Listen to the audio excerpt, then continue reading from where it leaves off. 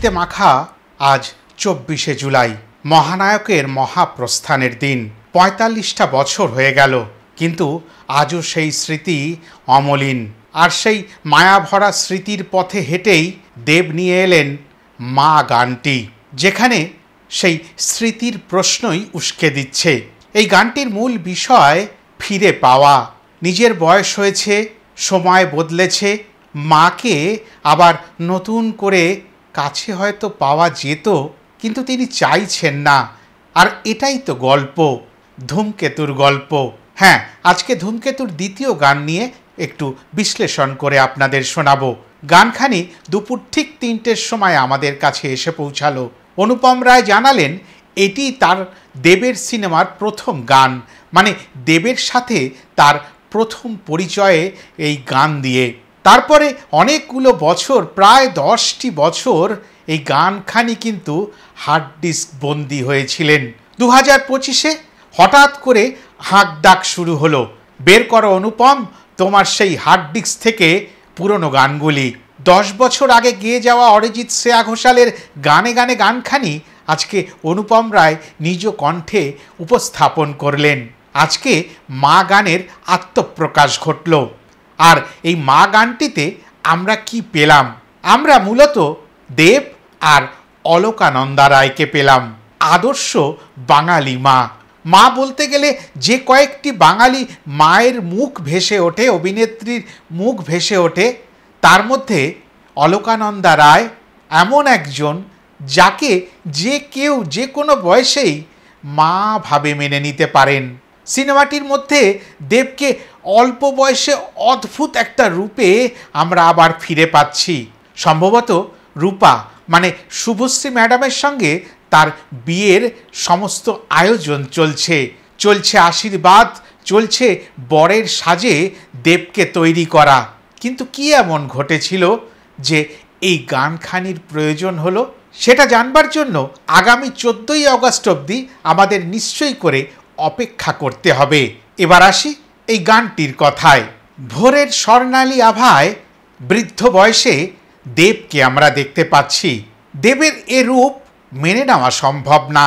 গুটি গুটি পায়ে দেব এগিয়ে আসছেন তার পুরনো স্মৃতিঘেরা মায়ের বাড়ির কাছে, যেখানে মা আজও রয়েছেন, সেটা তিনি নিশ্চয়ই করে জানেন।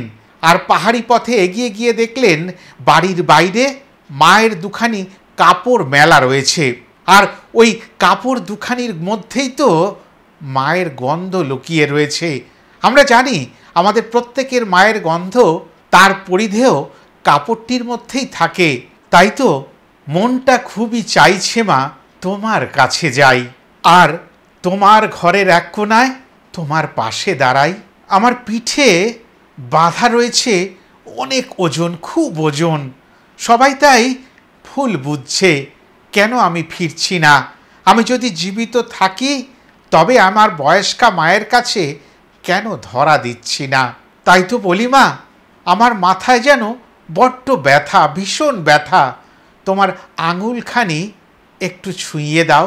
তবে এই সময় যে লুকে ধরা দিলেন দেব, তাতে আরও মনের কষ্ট বেড়ে গেল, বেদনা বেড়ে গেল।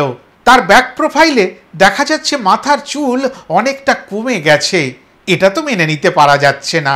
তাই বলি মাথায় তো খুব যন্ত্রণা, ব্যথা, বেদনা। আমাকে ঘুমোতে দাও, আমাকে দয়া করে ডেকো না।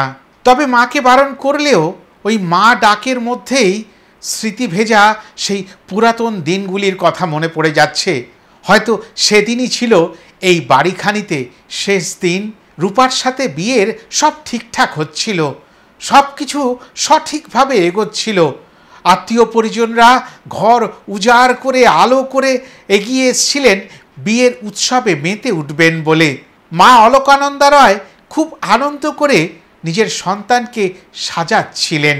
সারেঙ্গীর মূর্ছনার মধ্যে আমার যত খেলনা মা আগলে রেখো সব। কেন জানো মা, ওই খেলনাগুলো আগলে রাখতে বললাম? হয়তো আমি আর কোনোদিনও ফিরব না। ফেরাটা আমার সত্যিকারের অসম্ভব।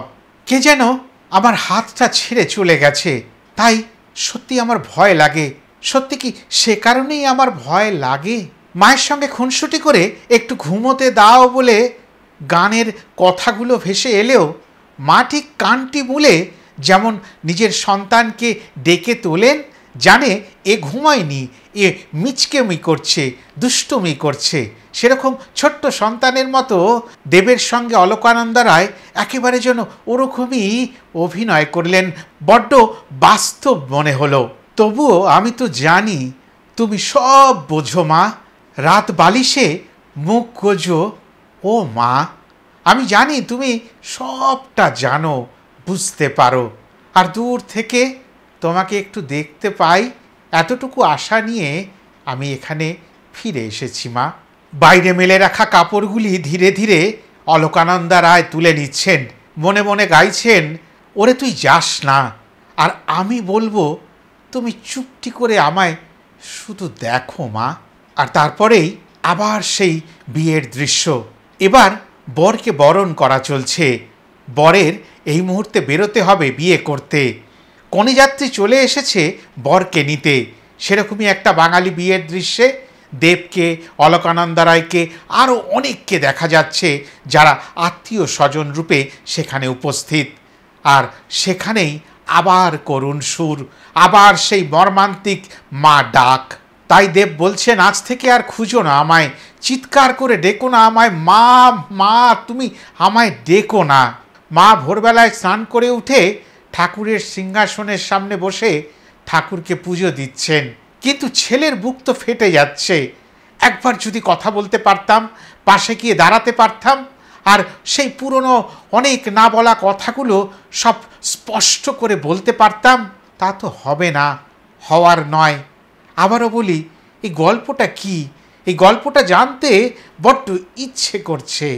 অনুপম রায়ের কণ্ঠে, লেখায়, সুরে অদ্ভুত একখানি গান উপহার দিলেন সমস্ত বাঙালিকে। সম্ভবত এবছরের সেরা স্যাড সং হয়ে রয়ে গেল। এর আগেরটা গানে গানে সেরা রোম্যান্টিক সং বা প্রেমের গান হয়ে রয়ে গেছে। আর ধূমকেতু এমন কিছু গানের সম্ভার নিয়ে এগিয়ে আসছেন, তার আরও বাকি দুটি গান শোনার জন্য অধীর আগ্রহে বসে থাকব। আসবে ট্রেলার, তার জন্য আগ্রহ তো থাকবেই। তবে অনুপম রায়কে শ্রদ্ধা জানাতে ইচ্ছা করছে।